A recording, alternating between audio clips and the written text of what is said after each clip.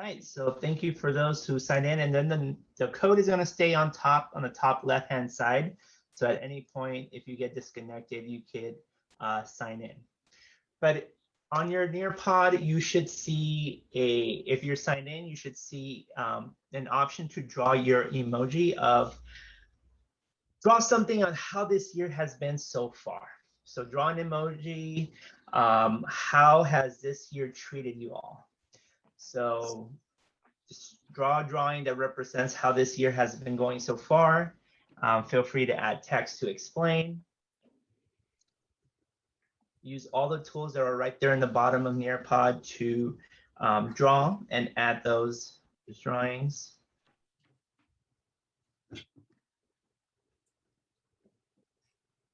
And as you're drawing, if I could just talk about Nearpod, just for people who aren't familiar, some of you are either familiar with Nearpod or you're familiar with Pear Deck. Both of them work the same way. If you use them off of a slide deck, then you can make your slide deck interactive. Like we have put our slides into Nearpod in order to increase the interaction that you have with our content. So you have a paid version in Nearpod, or you can have premium on Pear Deck. The beautiful part about this, you can see the students is progress monitoring, and you can share this as you're working on this. You can share with your class, with your students, and have a discussion and kind of go over if they have problems or anything else. You guys can work it out together and model it, or reteach it. Or you could take a poll like we're doing here. And so I'll share Mr. Brito's just to example. I could click on it, and I can share it to all of you guys, right, with this little button. And all of you receive his little icon. Nothing happened to your screen. It was just me sharing his image that he drew. And you could unshare it, and the students could get back to work.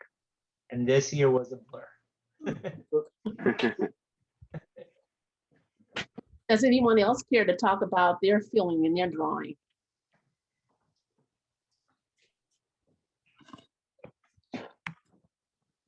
Well, okay, just other tips, because you know we're coaches, so we like to talk as we continue to go. That you'll see that your names are below your pictures. That's how we can know how many students are in our course. We have on the bottom of the whole Nearpod, and you can see that we have 10 participants. And then so each participant has their own screen in which they'll be able to interact with. You can see on the bottom right-hand corner that we can hide the student names, because you have to remember FERPA. And if you are doing something that's a graded activity, you shouldn't show student names. So you can see how when, Mr. Ramirez clicked that, then you can see that it turned into stars. So you as the teacher will be able to see who those students are at the end. But if you wanted to show it now, then you would just be going to show student names. And then so that's an easy way for you to check in on progress. And you can say, Hassan, what's taking so long? Et cetera, et cetera. Okay.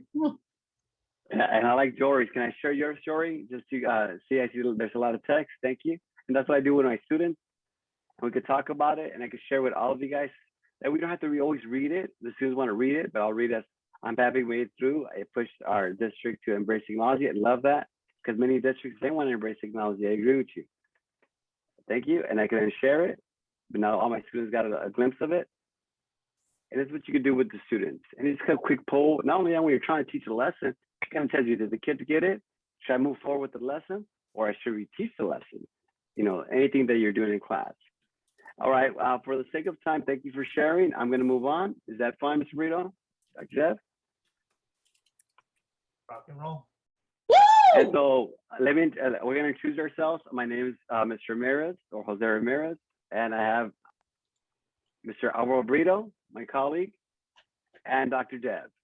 And we're all from Compton Unified, and we're all 21st century specialists.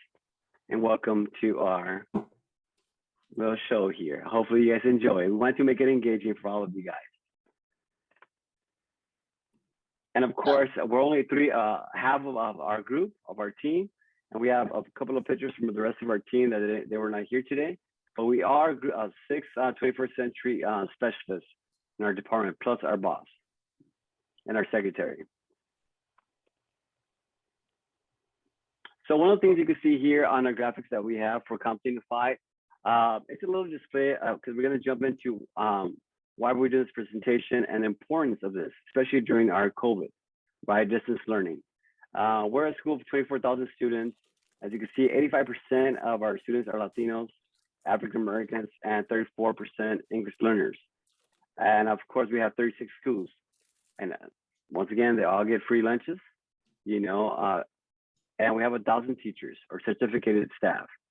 Our rate is really good. It's 92%. We had a school that had 100%, and that's our early college, high school. They start from 6 through 12. So we have a few objectives for our, what we hope that you learned today. First, learning about our district and how we pivoted to create a virtual STEAM program. I know that lots of us have STEAM programs, and then how did we pivot during this pandemic year? We hope that to give you a little bit of that experience from our STEAM summer camps, our remote robotics, our esports program, and our STEAM monthly challenges, and that you leave with models and ideas that can be implemented immediately, like tomorrow. I know we're at summer break now, but nevertheless, they can be implemented as soon as you turn it over for your learning organization. And I would say start asking, emailing those admins and with ideas. So you get started at the beginning of the school year. And if you have any questions as we go along, please feel free to put them in the chat. There are 3 of us, so we can monitor that if you feel, if you don't feel like you want to come off mic. So first, starting with STEAM engagement. And then so we started with an essential question of how do we keep STEAM alive during distance learning? We know that in all of our school districts that we went into crisis instruction and then emergency remote instruction. And how did we keep up the attendance, the engagement, and student interest in the STEAM programs that we had already built? How do we close the opportunity gap? How do we make it equitable, serving our low socioeconomic communities? How do we increase the engagement, making it high and capturing our attendance? And then so we think that we did all of these things with the things that we're about to show you.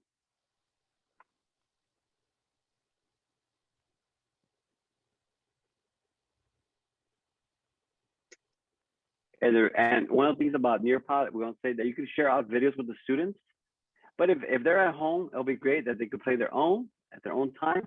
If they're in class, I would only play it because imagine all of them with the computers and so on. It's going to have the echoing effect in the class. So as you can see, I'm a teacher plays the video and I'm sharing my audio.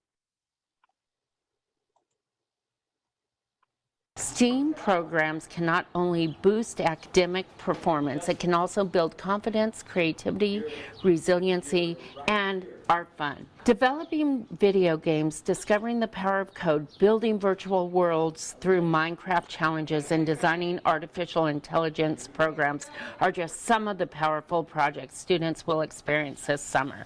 Even though we're stuck at home, we get to be interactive.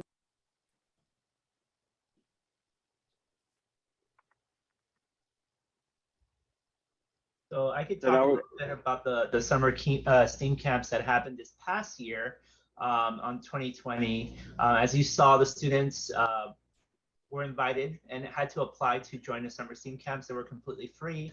We met with the students 4 times in a week, and we had rotating STEAM camps. Mr. Ramirez, if you could, the next slide, please.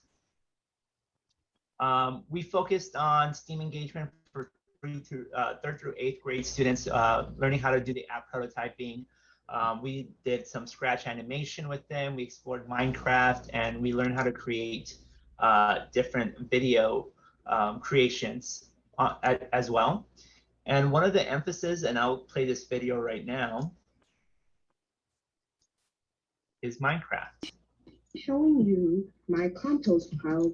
Actually, I think you might have to play it, Mr. Ramirez, if you can.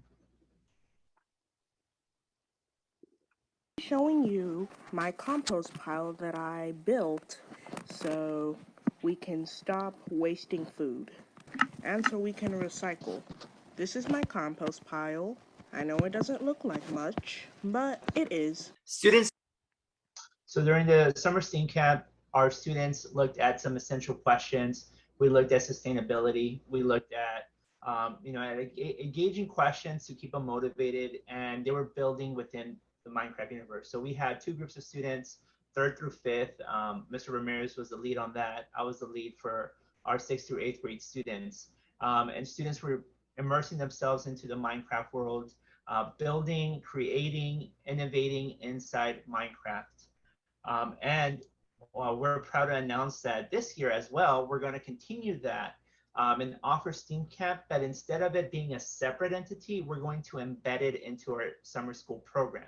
So our students are all our 3rd through 7th grade students at our elementary schools are going to receive the same STEAM Camp curriculum that only about 180 students received. Now we're expanding it to all the elementary schools at Compton Unified. So just today, actually, we had our trainings for our STEAM teachers, for our STEAM Camp teachers, and they're going to be able to provide that via Zoom. They'll be logging into the teacher's classroom, providing it remotely, and the students are going to be in the classroom actually exploring these different activities. We also had summer STEAM camps for our high school students. We partnered up with Hacker Fund to do this, the Change the World Through Code with different partners like Microsoft and Google. We had an esports player and club development program with Cal State Dominguez Hills. We're going to continue this partnership actually this summer, and we have our students that are enrolled and are excited for our Valorant tournament. And then we also had our artificial intelligence summer course, which we looked at artificial intelligence, and you see right there a picture of Rogelio, who did the IBM P-Tech open source. If you never heard of IBM P-Tech, it's kind of like Khan Academy, but it has some certifications. So, take a look at that. We're going to quickly just show you a little bit of the video of Rogelio explaining his chatbot that he created. Muscle pain. And then it pops up the comments, chills, repeating, shaking, chills. Then it provides a link, right? So if you want to resource yourself, if you're positive or negative COVID-19, here is a list of testing locations. We click on locations.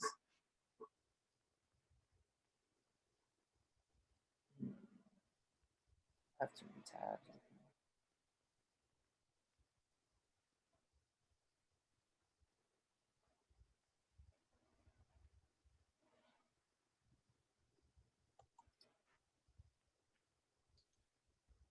Here we have all the little testing sites. So it has depending on your area. So I'm pretty sure it has one of 168. So not specifically it works for Compton, but if you want the Dodger Stadium, you have one there. It gives you drive up only, and it tells you by appointment. It gives you more information. It gives you directioning and the option to make an appointment. Then you put just in case more. So now I'm going to go ahead and switch it, but you can see Rogelio did an excellent job in getting his presentation. This is him again presenting and talking about it. He was actually the winner from a competition that we had. I believe about 30 high school students were able to submit their chatbot ideas. They met with us 4 times in 1 week, and they were able to create some amazing projects. So for the sake of time, we're going to go ahead and move on. And Dr. Dev, I'm going to pass it over to you for the summer PBL. All right, and then so for robotics, it was kind of a hybrid program versus a virtual program. And in this one, we made sure that all of our students were socially distanced. One of our teachers, one of our Lighthouse teachers took the lead on it, but nevertheless that our PBL unit, our project-based learning unit, was around Latin America and the COVID relief challenge that they were doing there, because we were trying to speak to our students and their racial heritage. And so they had to learn Latin American history and the impact of COVID. And then they were able to work through the World Health Organization and some of the standards there. And students remotely coded robots. And then they came to campus in order to run their robots. And then they went back home in order to code those robots, et cetera.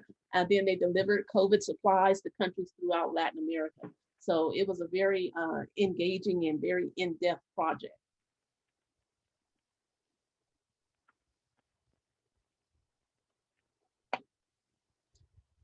There's a question from Jory. Do we build in ways for them to monetize the apps?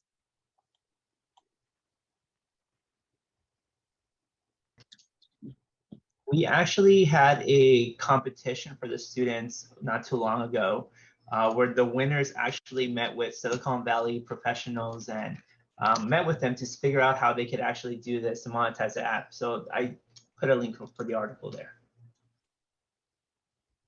Thank you for the questions. And feel free to keep them coming. And this is Al. So let's go ahead and play the video. You're going to have everything right there on your dashboard. If you're going to go to your Google, the kids are studying English language arts. And the way they're doing that is they decided to use the topic or the theme of Latin America. In order for us to just reinforce the things that they're learning in class, we developed the game. This game contains different components: programming, researching and learning about Latin America, at-home projects. They're using math, they're using geography. They're learning about the political, social, the art of Latin America.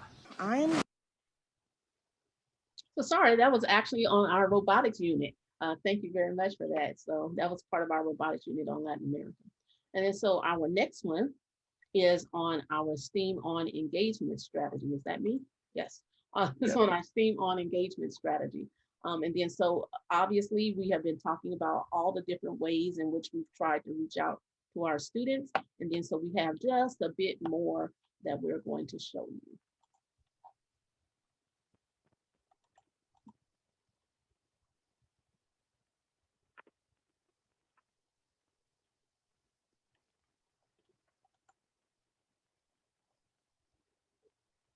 My name is Katie Soto. I'm a sixth grader at Emerson Elementary. This is the Computer Science Expo.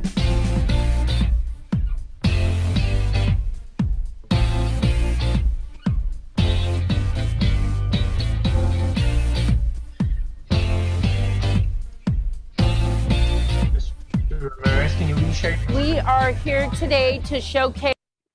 So what's typically done is annually we have a in-person computer science expo. So if you can go to the next slide, that usually we have an in-person computer science expo. So what we needed to do this year is take it all online. So we still have lots of different partners, and so all of our industry partners we still borrowed upon for their knowledge and their time. And we set up a day or two in which they would work with us as the ed tech team so that we can identify our students at different middle schools and high schools and elementary schools.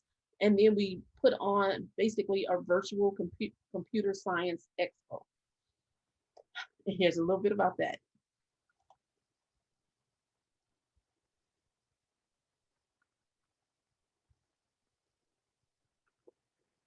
And here on this video that you can see, we had Apple, one of our partners, teaching our students in a breakout room how to create command codes on the Swift playgrounds for drones.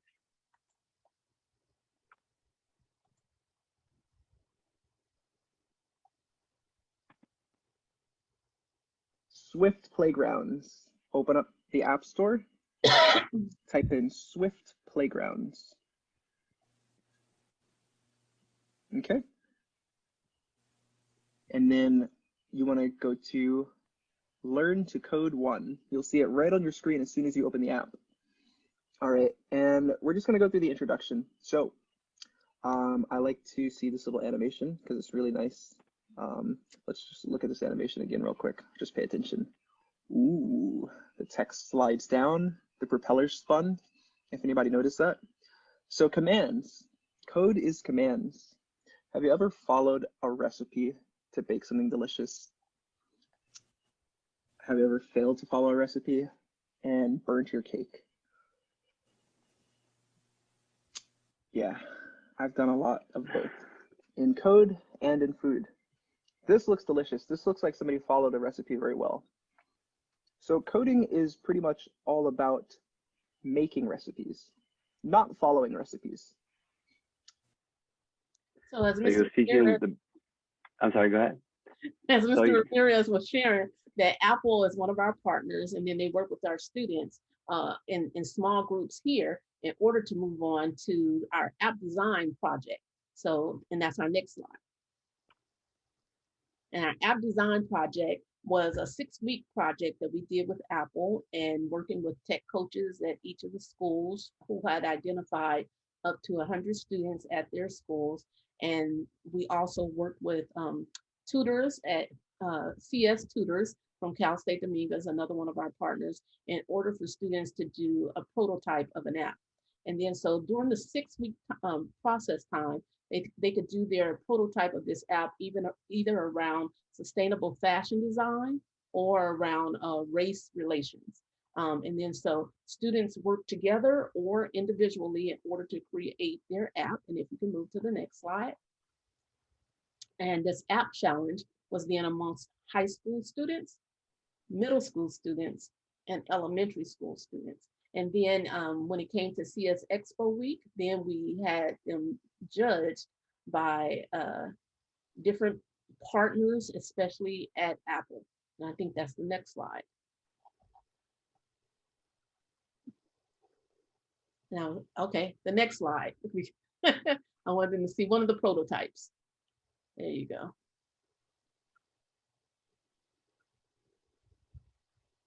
Would ask you to use your location to track bins near you. If you click no, sadly, you would get kicked out of the app. Let's go back. If you click yes, this would say this is your location and the locations of bins near you. You can also exit app. Click this again.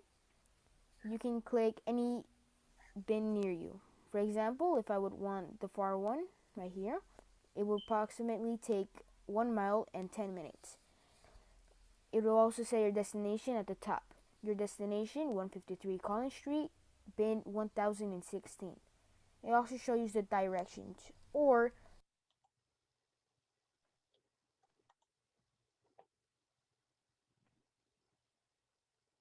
So one of the things that we did for the CS week is we had Minecraft and Scratch challenges for our students. And of course, that's our computer science week. And like our kids, they could do it at home, participate.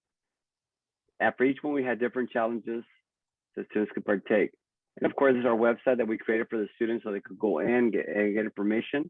They could submit their projects and tutorials that we created.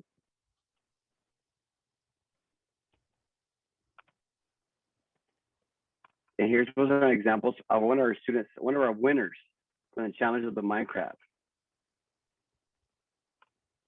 Hello, welcome to my world. Today I'll be showing you my world for my Minecraft challenge. As you can see, I have a minimalist world, meaning less is more. One UN sustainability that I incorporated was equality, meaning that I designed every home to be equal and simple. A second UN sustainability that I use is affordable and clean energy by putting solar panels on every building to help energize our homes. A third UN sustainability is responsible consumption and production. Instead of trash going to oceans and landfills and causing more problems, with this machine you can turn any trash into fuel. As you can see, convert energy here, trash in here, press button, and it will convert into fuel. For my last one, sustainability is for water problems. All over the world, people don't get much water or water at all. As you can see, I built wells as well as a water sanitation facility to help sanitize our water,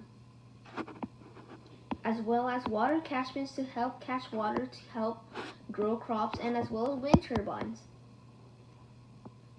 as well as a city hall where the mayor and many people will help discuss ways to help protect our place and to help protect our furry friends, as well as making laws to protect.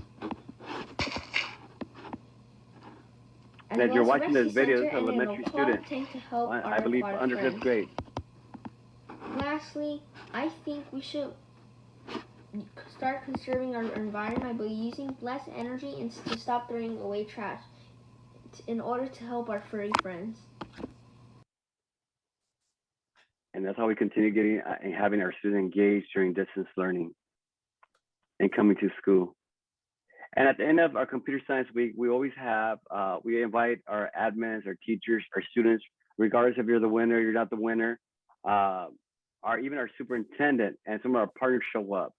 And we have awards for them, trophies, certificates, and a moment of celebration for all our students and, of course, our teachers too. Because without them, our students wouldn't participate and they won't collaborate. And it's one of those, it's very successful every year, that we have these things in person And this is our first virtual one, and the kids were really very engaged. I believe for the Minecraft, we have 180 students participate, and about 160 submitted their projects. And from there, we kind of whittled it down. We had judges and so on. Any questions? They're putting them in the chat, and thank you for the accolades. We are all doing phenomenal work in our districts, but thank you. And so one of the things that we added this year was a STEM career fair. Why do we add something during a pandemic year? But one of the things that we added this year was a STEM career fair. We have a partner, Verizon Innovation Learning, in which we do have a lot of schools which are a part of that program. And so they offer a platform, which is Nepris. And I don't know if any of you are familiar with it, but Nepris is something that is available to everyone. But nevertheless, Nepris has a lot of different industry speakers. And so we went through our partner in order to engage on the platform. There were various different STEM related speakers, in which we then listed by time, by day, and then different teachers chose which sessions that they would go to.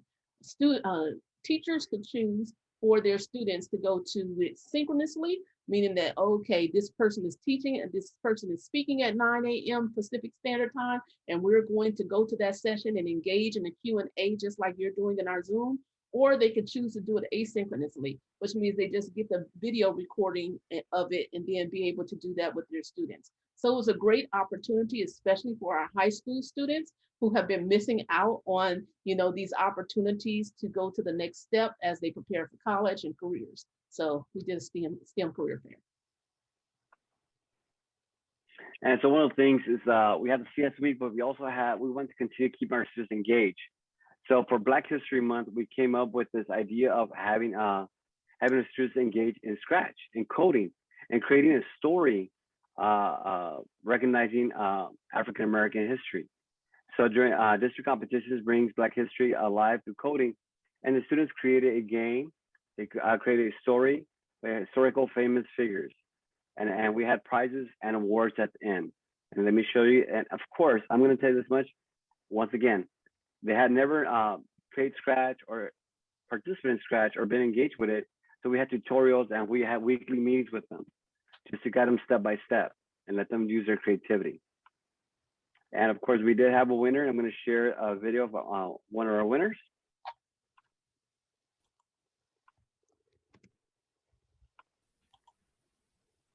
Hi, my name is Kevin Ramos. I am currently in Centennial High School in the 11th grade, and I'm here today to show my Scratch project on Harriet Jacobs.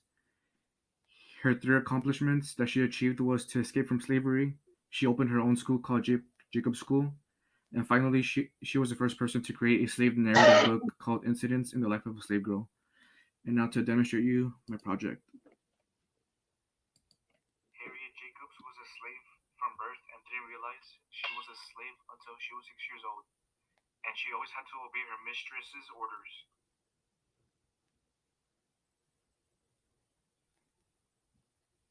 Harriet Jacobs grew up with so many challenges along the way. She was constantly harassed from her master when she was 15 years old, and she was forbidden to see the person she loved. Harriet Jacobs sacrificed her life so her children can be bought and not to face slavery. Aside from that, Harriet Jacobs escaped from slavery after 7 years of hiding away in her mom's house in the attic.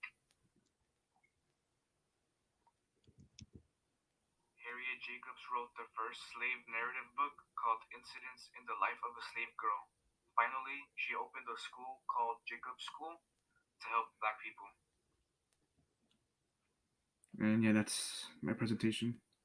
And once again, all that story was created with coding. I know it seems like she drew it out, but even the movement, the sitting down, I was impressed with the sitting down because we hadn't tell them that, how to create that character where they could sit, and move at the same time. And before I get to Engineering Week, I just want to tell a testimony about our Black History coding competition. You know how you have your lighthouse teachers in the district that always do things and that are doing them well, and you try to encourage all the other educators to join you. So there was a particular teacher who had not participated in many ed tech events before, but like Hassan was saying in the chat, that, you know, it's across curriculum activities. She found interest, that teacher found interest in the topic. And because the teacher found interest in the topic, of course, her students then found that as an assignment in which they were then, you know, very engaged in. So that's something to think about as you move forward in how you support your teachers and students in STEM engagement practices. So in getting to our engineering week, we all know that engineering week is in February, but just like 2020 just kind of put things upside down, we celebrated ours in March. And then so with that, we had a week-long celebration of engineering week in which we kind of put with spring break so that students would be able to work on these projects at home. The team, and I don't only want to say the ed tech team, the ed tech team, the ed services team, and even our superintendent came to put kits together so that we could drop them off at schools and students could pick up kits at their schools. And then they used our virtual directions and guides in order to walk themselves through different projects. And then after spring break, they had that competition and award ceremony. So there was a classroom competition in which they had to do it within their class, within their school, and then they got awarded on the district level. And then, so these were the projects that we had. And again, we try to do it for grade spans because we know that our levels that students can work on are very different. So for grades 3 through 5, they had to create a balloon car. Again, they just had all the pieces, and then they had to create their balloon car and make sure that when they made it go, that it could, you all understand my sound effects here, okay? And then the mousetrap car was for middle school, and again, the same thing. Okay, how fast can you go? And then finally, for high school, we had the civil bridge building contest, which means how tall can you build it? How much can it hold? And then so our next one is showing someone's bridge.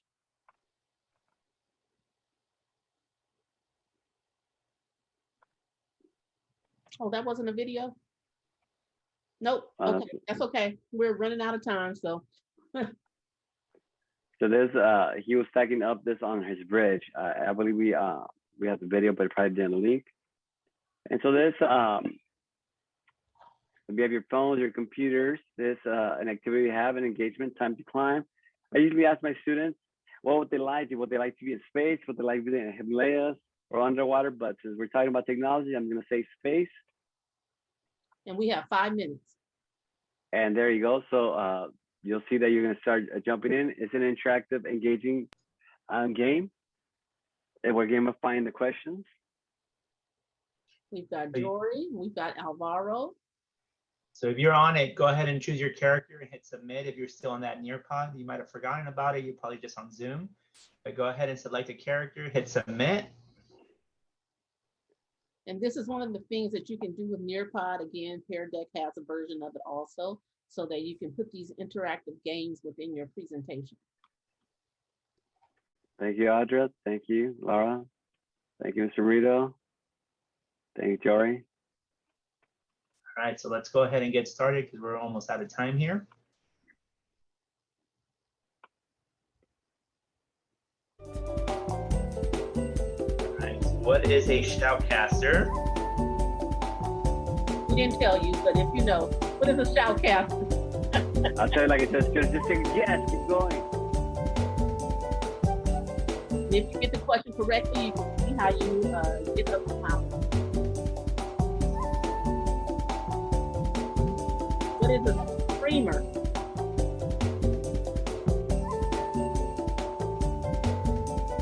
I don't think it's fair. We have a cheater on the game. We have a cheater in the game. Mr. Rito, I don't think it's fair for you to play.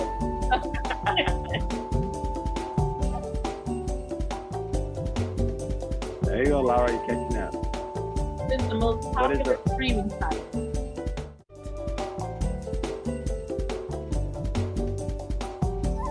Jory was on it. He's like, nope, this is on. But as you can see, it keeps you engaged, and the kids love this. Because you can add it for any curriculum. You could create questions for anything. All right, very nice. So the questions that were asked relate on esports. And we have a pretty strong esports program that's second year. This year we expanded it to our middle school. So we started with a high school tournament Inter-district tournament, we have 4 different high schools that went head-to-head with an Overwatch tournament.